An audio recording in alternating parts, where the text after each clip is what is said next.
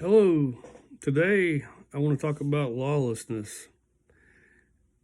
You can look up the Antichrist in the Bible and know that he's a lawless individual. So if there was no law set up by the Father, it would be okay for people to take your spouse away from you. That's pretty hard to think about, right? So we need some kind of guidelines. And who set those up from the beginning? The Father did, and his commandments, his 10 commandments. You haven't divided the law correctly. So the 10 commandments were given first by the Father, and his chosen people broke those, and they got sacrificial law added for punishment because they broke the 10 commandments. Like this 10 commandments were never done away with. Those were inside the ark, and the sacrificial law was added because of breaking those, and that was placed on the outside of the ark. So the Messiah's work on the tree took care of the sacrificial law, but the 10 commandments remain. We have to keep those, and you can see that in Revelation 22:14. I don't know why. Well, I do know why. So that most of the churches don't really teach the 10 commandments because they're breaking the fourth one right off the bat with they're doing Sunday worship. And the Father said in Leviticus 23:3 to worship and keep the Sabbath day holy. So that would be dawn Saturday to dawn Sunday. So those churches are breaking that right off the bat. But I wanted to show you here. Let's go to Matthew.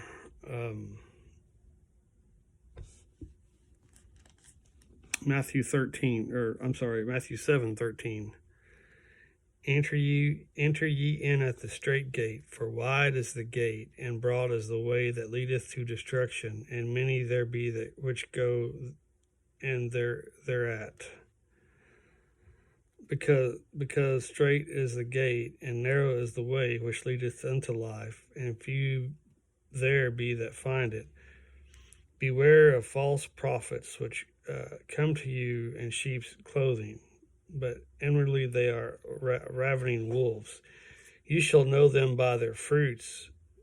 Do men gather grapes of thorns, or of figs of thistles? Even so, every good tree bringeth forth good fruit, but a corrupt tree bringeth forth evil fruit. Are people keeping the 10 commandments and teaching others to do so?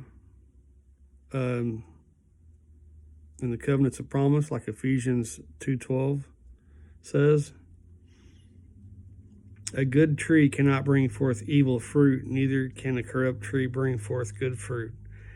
Every tree that bringeth not forth good fruit is hewn down and cast into the fire. So if you don't have good fruit, like you're not keeping the 10 commandments and teaching others to do so, and rebuking your neighbor for not following the 10 commandments, you got a problem.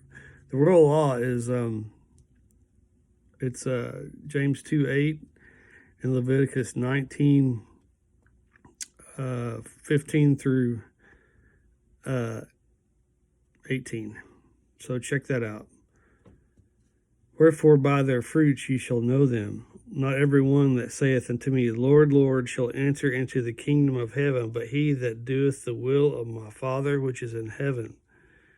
Many will say unto me in that day, Lord, Lord, have we not prophesied in thy name, and in thy name have cast out devils, and in thy name done many wonderful works? And then will I profess unto them, I never knew you. Depart from me, ye that worketh iniquity. That's lawlessness. And I want to bring your attention back to where it said, you have cast out devils. in my name have done many wonderful works. So we read, there's an account that, the Father had written the Ten Commandments with his finger into stone. So when you keep the commandments, all 10 of them, not 9, they cast out devils, demons. So know that. I mean, you can do a whole. I've done a video on that, so you can look that up. But know that the Father means business on keeping his commandments. Therefore, whosoever heareth these sayings of mine and doeth them, I will liken him unto a wise man which built his house upon a rock. So when you build your house, you have to discern what the rock likes.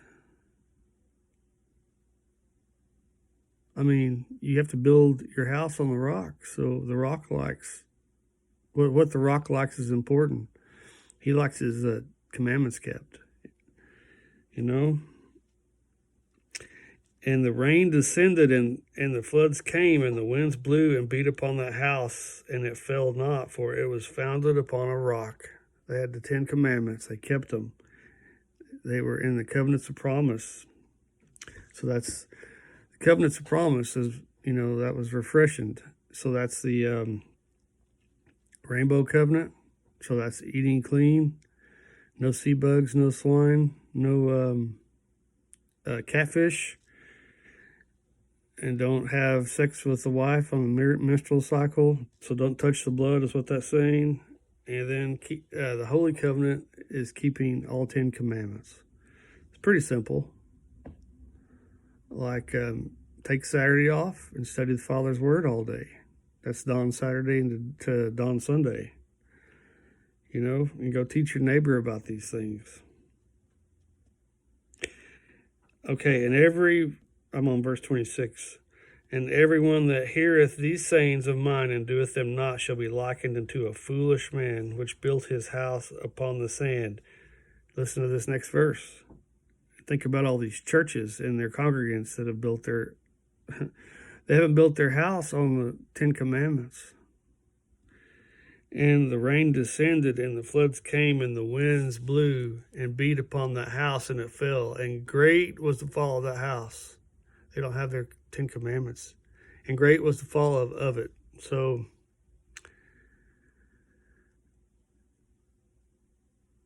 and it came to pass, when Yeshua had ended these sayings, the people were astonished at his doctrine, for he taught them as one having authority, and not as the scribes.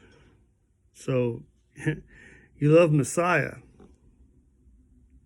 but you don't want to keep his Father's commandments. What does that say about you? You need some adjustment. I'm trying to give it to you now. It's probably punching you in the pride. Will you overcome for the Father? You know, just because you have the Son now, the Messiah, you can't put Yah in the basement. His commandments are still going to get done. You have both the Father and the Son. The Messiah was always pointing back to his Father.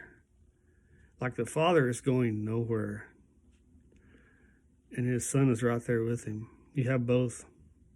You have both. You're going to have both. So you got to hear your Father's commandments, is what I'm saying, so you can be blessed, so your house can be blessed, so you won't be under a curse. Anyway, that's about all I have today for you.